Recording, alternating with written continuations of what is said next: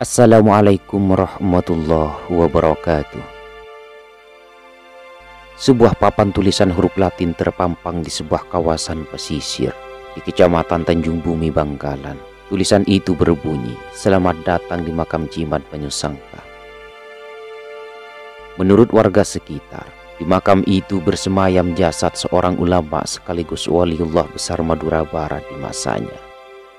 Sayyid Husain atau Syarif Husain namanya. Dari nama depan sang wali, jelas kalau beliau bukan merupakan orang asli Madura. Gelar itu umum dimiliki kalangan Sa'adah, yaitu kata jamak dari para keturunan Rasulullah Shallallahu Alaihi Wasallam melalui Sayyidah Fatimah Az-Zahra. Sayyid Husain memang pendatang. Beliau dikisahkan berlabuh ke Madura demi kepentingan dakwah, sebagaimana kebiasaan para Alawi, yaitu keturunan Sayyidina Husain bin Fatimah yang melanglang buana hijrah dan berdakwah. Informasi kedatangan sang Sayyid ke Madura masih simpang siur mengenai masanya.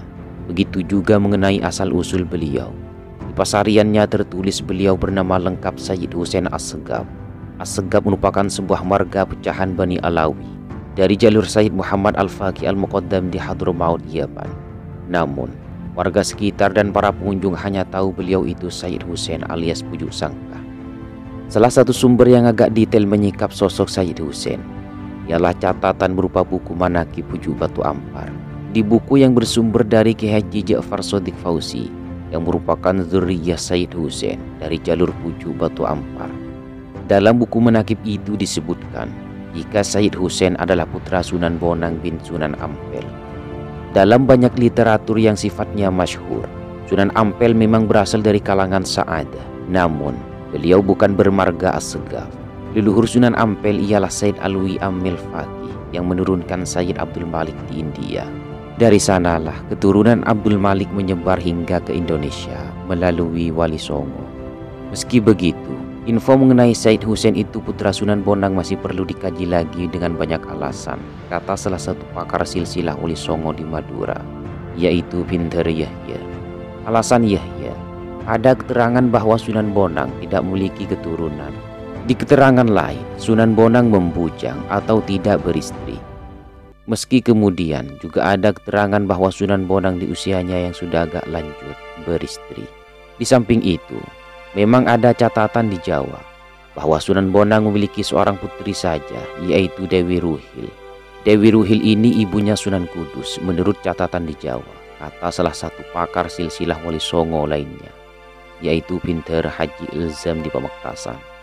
Alasan lain yang dikemukakan Pinter Ilzam dan Yahya ialah mengenai masa. Memang tidak ada keterangan pasti baik lisan maupun tulisan mengenai tahun masa hidup Sayyid Husain di Madura Barat. Namun jika diukur dari masa hidup keturunannya di Pamekasan, yaitu Kiai Abu Syamsuddin atau Pujuk Latong bin Kiai Besyaniyah bin Kiai Abdul Mannan bin Sayyid Husain Banyusangka, kurang bisa diterima. Pasalnya, Pujuk Latong diperkirakan hidup di masa pemerintahan Panembahan Mangku Adiningrat di Pamekasan.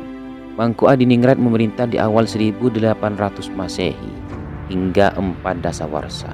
Sehingga jika diperkirakan Sayyid Husain hidup di paruh kedua kurun 1600 Masehi atau di awal 1700 Masehi. Jadi sangat jauh dengan masa Sunan Bonang, kata Pinter Yahya. Sehingga demikian, kemungkinannya menurut kedua Pinter itu ada beberapa nama yang hilang antara Sayyid Husain ke Sunan Bonang. Tak hanya asal-usul seperti yang telah disebut di muka, masa kedatangan Sayyid Husain ke Madura juga belum valid. Cerita rakyat yang berkembang, beliau hidup di masa salah satu raja Bangkalan. Jika mengacu pada nama Bangkalan, jelas nama itu baru populer pasca peristiwa Ke'lesab di tahun 1750 Masehi. Namun, bisa saja sebutan Bangkalan itu dipakai oleh para periwayat kisah Sayyid Husain di masa setelah itu. Karena di masa sebelum 1750, daerah Bangkalan sekarang dikenal dengan Madura Barat. Sekali lagi, kisah detail mengenai Sayyid Husain terkait dengan penguasa Bangkalan juga disinggung di Manaqib Pujuk Batu Ampar. Hanya sepertinya tidak sahih. Pasalnya, buku Manaqib menyebut Sayyid Husain dianggap ancaman oleh Prabu Pragalba, sehingga diperintahkan untuk dibunuh. Manaqib itu juga menyebut salah satu akar penyebab upaya pembunuhan itu ialah fitnah istri Pragalba yang bernama Ratu Ibu Air Mata Rosbaya.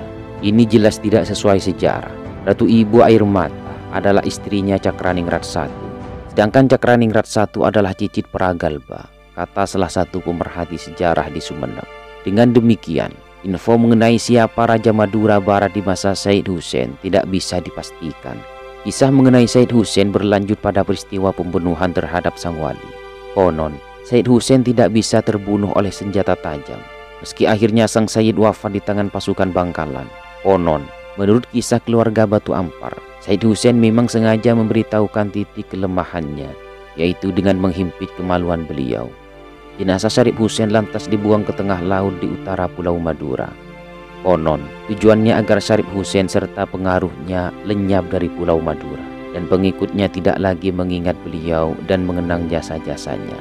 Akan tetapi, dengan rahmat dan inayah dari Allah Subhanahu wa Ta'ala, tiba-tiba datang segumpal tanah menyelimuti dan mengapungkan jenazah Syarif Hussein, serta membawanya kembali ke pesisir Desa Banyusangka, Kecamatan Tanjung Bumi, Bangkalan. Setelah Sayyid Hussein wafat, kedua putranya yang salah satu bernama Kiai Abdul Manan hijrah ke timur hingga Batu Ampar, Pamekasan. Beliau kemudian menjadi cikal bakal keluarga Batu Ampar Barat, Pamekasan.